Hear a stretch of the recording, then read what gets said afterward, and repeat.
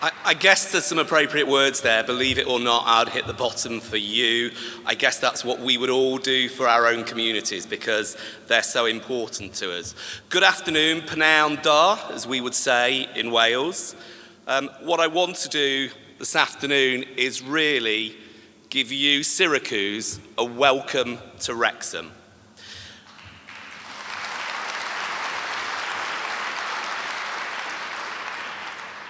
So, being a sporting person, this is a challenge I've set us for the next 25 minutes. Can I welcome you to Wrexham, and are you able to start making tangible connections between Syracuse and Wrexham that will benefit both our communities? You've already been welcomed to our music scene in the Royston Club, a band that, like Wrexham, is on the up with a top 20 UK album and a sellout UK tour. They're created out of a punky, edgy, entrepreneurial culture that is Wrexham, and a music festival that was in London's Time Out magazine, Focus Wales, seen as the best music festival to go to in the UK last year, ranking ahead of Glastonbury.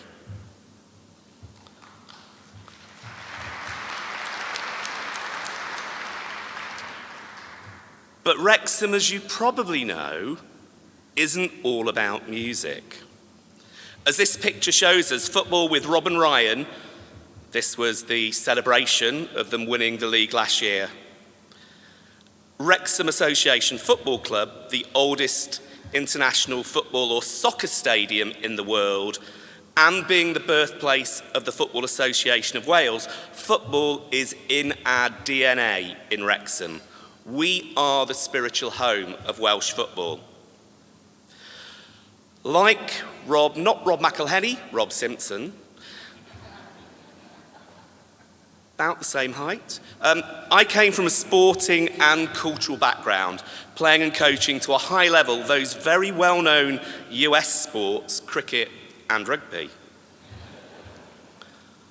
So you know at the heart of me as a person and what I'm going to say are values, clear purpose, creativity, aspiration, teamwork, friendship, and ultimately achieving results for the benefit of the residents that we serve.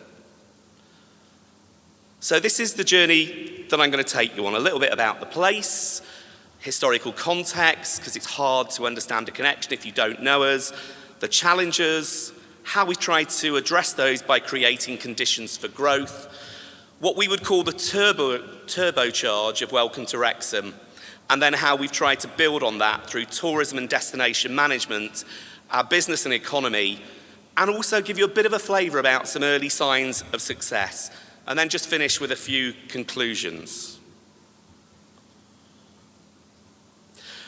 So, with a bit of a geography, this is where we are in the UK. You'll see Wrexham on the map, in Wales, but right on the border of the north-west of England, closer to the cities of Liverpool and Manchester than it is the capital of Wales, Cardiff.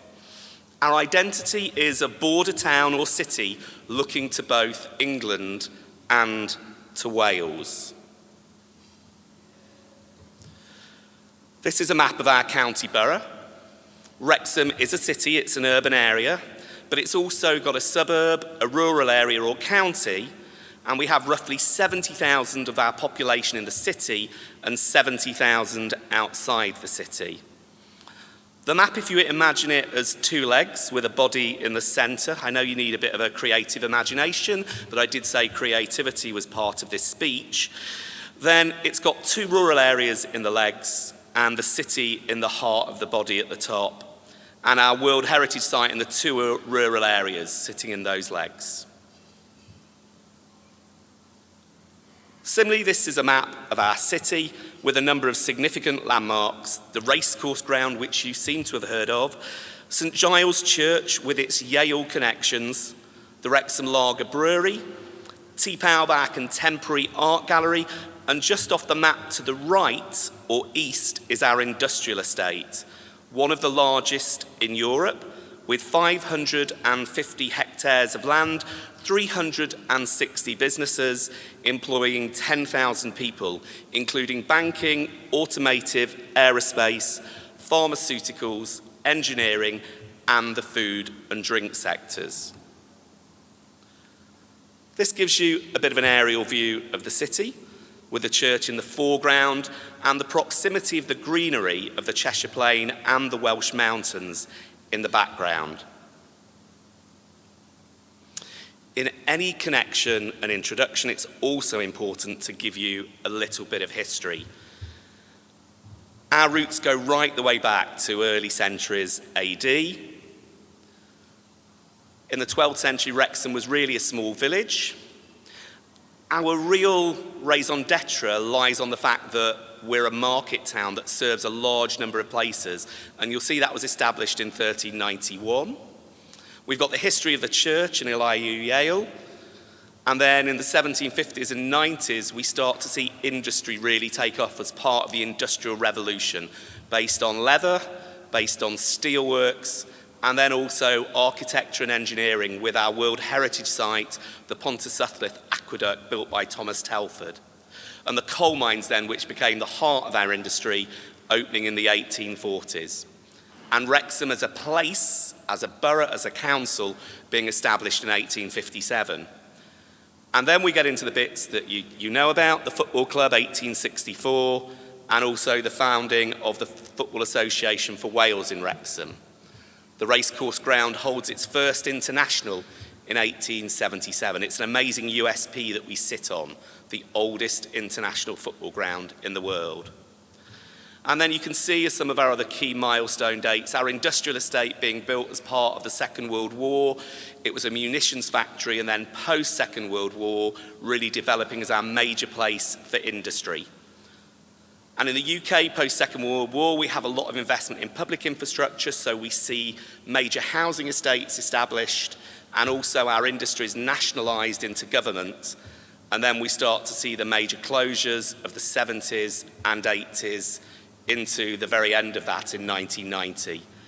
Community tension in 2003 with Kaya Park riots. We have about 70 different languages spoken in Wrexham, and that comes with tension in terms of creating those communities connected and not isolated. And along with our industrial estate, up to about 2008, our industry and economy was based on retail and manufacturing. So that gets us up to the modern days. This was, I guess, in 2015, the start of some of our modern challenges. We became known as Spice Town. There was a drug called spice, which left a number of the people in the city in situations like this, which is not a good image and was something that became a real challenge for us in terms of a brand.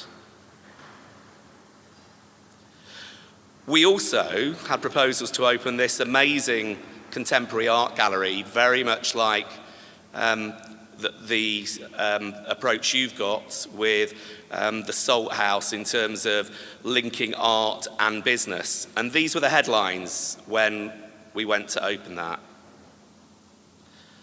showing the lack of aspiration that people had for our community. T-Pub is everybody's house. It's a contemporary art gallery set adjacent to a car park with a market, food stalls, and the idea being it creates and breaks down the barriers between our communities. T-Pub meaning everybody's house in Welsh. And then we come to COVID. England and Wales had different legislation and different restrictions. So the way Wrexham and Wales was promoted was that Wales was closed for business. Our businesses were closed for longer. We had restrictions on movement.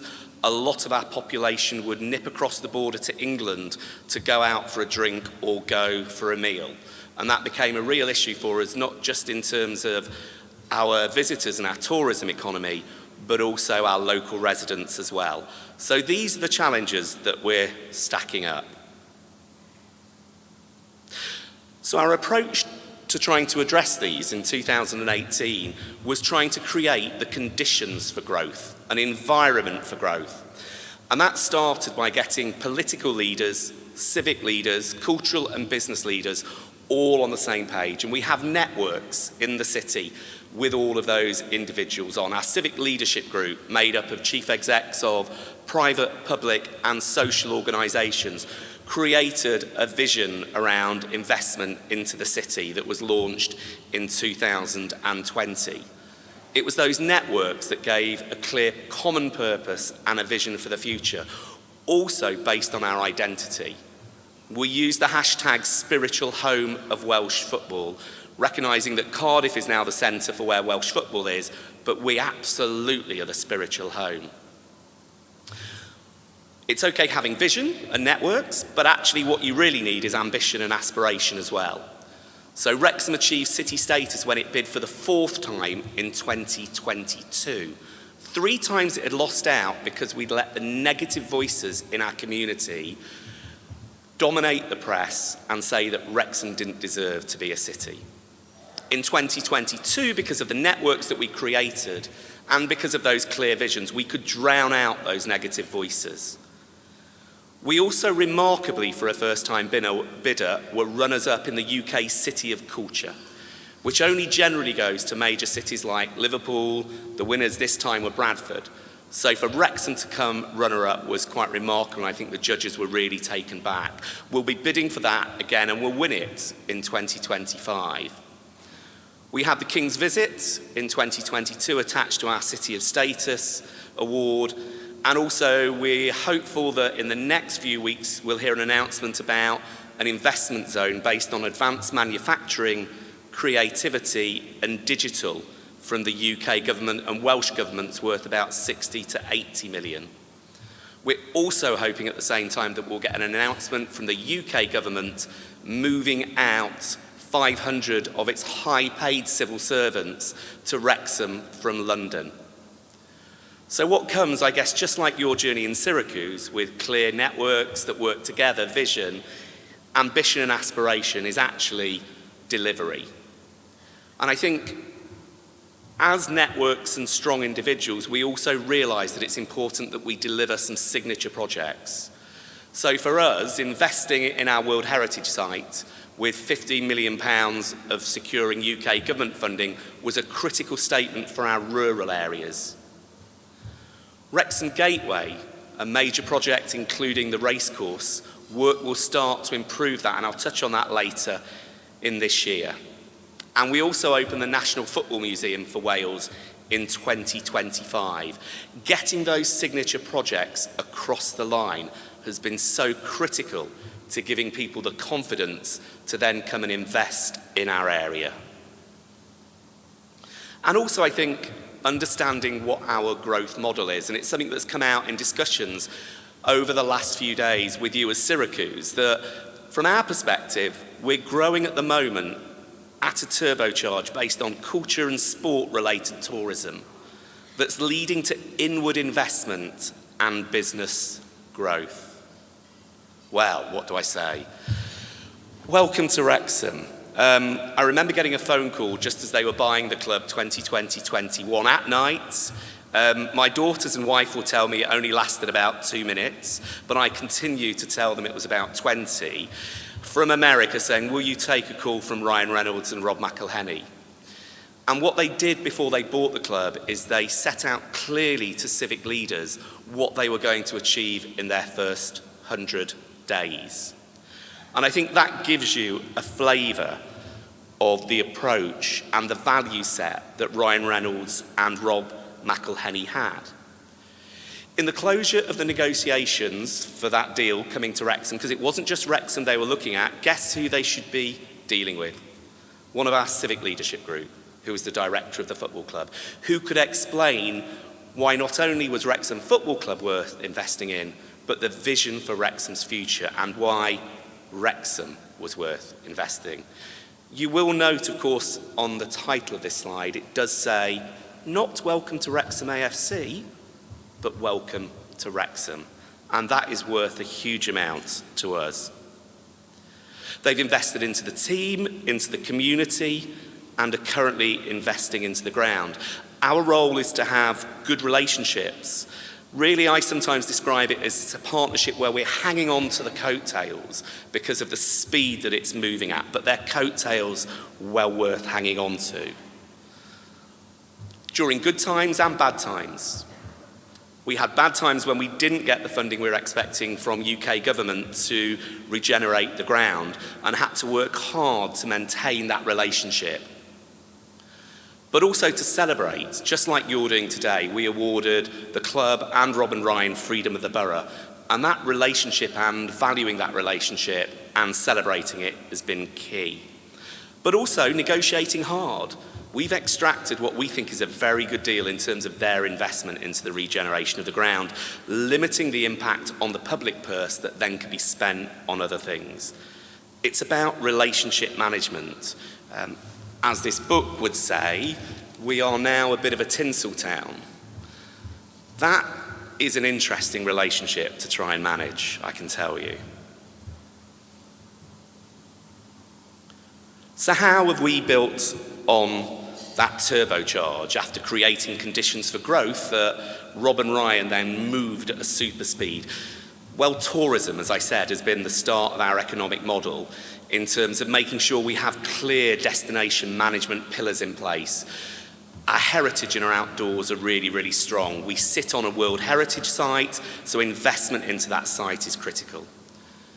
Building on our culture and events, hence we utilised the City of Culture bid, so that also helps from a visitor attraction point of view. And we're running major programmes 2023, 25, 27 and 29. And maximising city status, because everybody asks, what does city status mean? Actually, it's just a title, but what it does is it creates the confidence for people to know that Wrexham is acting at that level. Our university immediately changed their name from Wrexham Glyndor University to Wrexham University as a result of achieving city status, because they wanted that closer connection to the title and brand of Wrexham. And strategically, we've written a clear placemaking strategy, because at the speed we're moving, and I guess again there's similarities here with you, is our infrastructure isn't up to scratch. And we have to get it up to scratch quickly for the level of our aspiration. So, 7th City of Wales, the visit of the King, really key for gaining confidence in Wrexham. Our City of Culture bid, trying to be a bit bold and brash with this image, which is meant to be coal dust, splashed with colour paint across the back white canvas, trying to raise the level of aspiration so that our children can think they can achieve anything in Wrexham, whether it's being an apprentice, whether it's being a member of a band like the Royston Club, whether it's going to university, or whether it's working on our industrial estate. They can stay in Wrexham and develop. And what we're beginning to see now is that difference that it's making in terms of tourism. Post-COVID, we're 50% up on visitor numbers. We were 70% contractors, 30% visitors before COVID in terms of people staying in hotels and accommodation. We're now exactly the opposite, the other way around. So we're seeing a massive boost in visitors. We're seeing, a bit like Anfield and Liverpool, the famous football ground, Scandinavians purchase boutique hotels so that they can host people. It is just crackers. The three things I would describe as little stories are, firstly, there's a bit of an analysis that says some Americans now on their itinerary are going Windsor Castle, the home of the King, Wrexham and the racecourse ground, and then back home. There's a second analysis from Western Australian papers that has Wrexham as one of the top 5 places to visit in the world. And living next to Chester, this is always one I love, that if people go abroad from Chester now and they say we're from Chester, then they are asked, is that near Wrexham? Which is just, if you know it, is such an amazing reversal in a quick period of time. Obviously, our economic work's been really key, backing on, getting major projects across the line. The Wrexham Gateway is our signature project, which regenerates the football stadium It's a £40 million regeneration of the western side, including the football stadium and a 5-star hotel, which is so critical for us. That western side then sits with 3 international sports: tennis, hockey, football, and a university. So it becomes key to giving people the confidence to invest. And that was why we stepped in as a council when we didn't get funding off UK government to get a commercial deal across the line, because we knew that was the most important project to deliver in Wrexham. But on the eastern side, it's a redevelopment of our train station, transport hub, housing and commercial space and office space.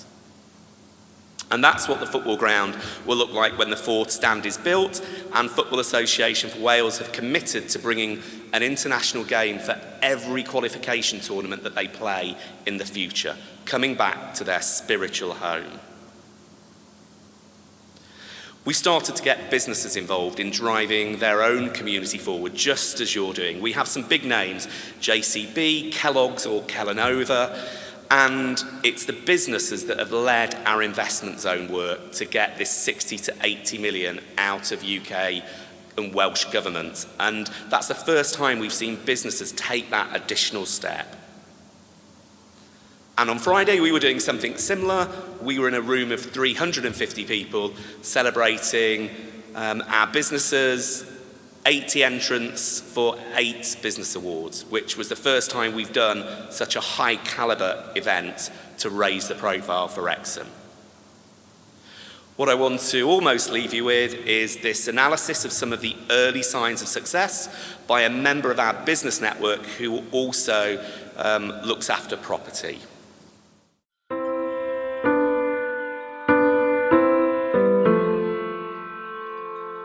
About 4 to 6 months ago, I was approached at different times by BBC Radio Wales and also by S4C, and they were doing pieces essentially asking the question, is there a tangible difference, a tangible benefit to Wrexham from the acquisition of Wrexham Football Club? And principally they were looking at commercial differences. And at the time, it was difficult to point to actual examples. Well, 4 to 6 months on from that period, I thought to re-examine that, to see now whether there are tangible signs of Wrexham redeveloping and benefiting from the impact of McElhenney and Reynolds. The Turf was always a very well-known, iconic pub, but in the last 2 or 3 years, to say it's world-renowned, it's not overstating it, and that is certainly to the benefit of the public in here, Wayne, and the number of North American as well as Asian visitors that visit now this pub every single week before going onto the town itself to shop. That is undoubtedly the impact of the acquisition. Over my right shoulder, you will see 2 signs that show that 2 properties have been sold subject to contract, and the buyer is a gentleman from Tennessee in the United States of America. Would that have happened 5 years ago? Quite a decent estate agent as well. Behind me, the old commercial pub, another property recently bought subject to contract by a North American investor. Do you detect a certain theme happening here? Here I am on Saltney Road, near Coed Glyn in Wrexham. What used to be the old Squire York pub, and now it's becoming a Hickory's restaurant. This is a company that have got 18 other restaurants across mostly the northwest, and they are in affluent areas: Shrewsbury, Chester, Wilmslow, and now in Wrexham. And it does beg the question, would this type of brand be interested in opening in Wrexham, say 5 years ago? And here on Plas Coch Retail Park, just behind my left shoulder, you've got the new Marks & Spencer's food hall being built. Another sign that a company with the brand appeal of Marks and Spencer's, believe that this is a town, indeed a city, where they should have a presence. So what we've seen is undoubtedly a very tangible, positive effect on Wrexham by the acquisition of Wrexham by McElhenney and Reynolds. And the fact that it's actually had such a positive impact on the rest of the town is tangible and real. The benefits are now beginning to show themselves. And this is a town that is now looking upwards. So that was released this last weekend.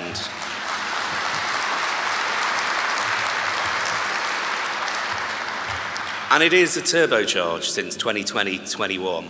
I want to leave you with some conclusions. That firstly, Wrexham is now an international brand, which is quite phenomenal. It creates inward investment opportunities for our property, businesses, projects, for our public services that are desperately running short of public money, and also we want to use it as a way of improving the lives of our children and young people. It also allows us to export Wrexham lager. Go and drink it. It was on the Titanic when the Titanic went down. It is an amazing lager, the oldest in the UK. Similar place and journey to Syracuse, as we've heard, and there are great opportunities for learning that we've taken the most to do over the last 2 days with a series of roundtables connecting people in Syracuse to Wrexham to learn and to maximise the investment and opportunities by working together on a cultural and economic pathway.